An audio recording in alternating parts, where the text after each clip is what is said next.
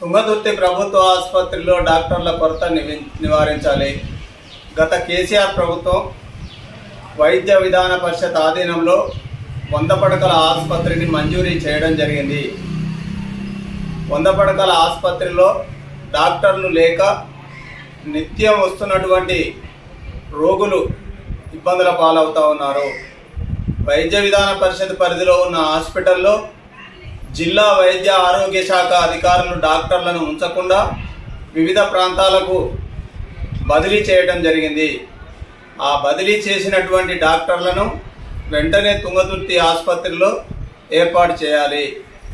డాక్టర్ల కొరతతో పాటు మందుల కొరత కూడా లేకుండా నివారించాలి. జిల్లా కలెక్టర్ గారు, స్థానిక ఎమ్మెల్యే గారు స్పందించి తుంగతుర్తి మండల కేంద్రంలో, నియోజకవర్గ కేంద్రంలో ఉన్నటువంటి 100 పడకల ఆసుపత్రిలో ఉన్నటువంటి డాక్టర్ల కొరతను వెంటనే పరిష్కరించాలి. 100 పడకల ఆసుపత్రి నిర్మాణము మధ్యలో ఆగిపోయింది. దాని నిర్మాణాన్ని వెంటనే పునఃప్రారంభించాలి. జిల్లా కలెక్టర్ గారు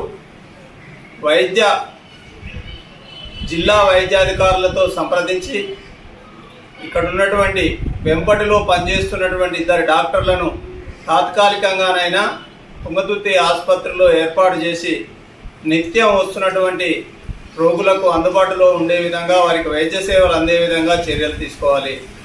అలాగే గత పార్లమెంటు సభ్యుడిగా పనిచేసినటువంటి పూర నరసయ్య గౌడ్ గారు ఇచ్చినటువంటి అంబులెన్స్కు రవాణా సౌకర్యానికి కూడా డబ్బులు కేటాయించకుండా వైద్యాధికారులు నిర్లక్ష్యం వహిస్తున్నందున అప్పుడప్పుడు ప్రమాదవశాత్తు పాము కాటుకు గురై, తేలుకాటుకు గురై వస్తున్నటువంటి రోగులు ప్రమాదవశాత్తు వచ్చిన సందర్భంగా ఇతర ఆసుపత్రులకు తరలించేందుకు ఇబ్బందిగా ఉన్నది. ఆ అంబులెన్స్ నడవడం కోసం జిల్లా వైద్య శాఖ నుండి నిధులు కేటాయించే విధంగా జిల్లా కలెక్టర్ గారు చర్యలు తీసుకోవాలి.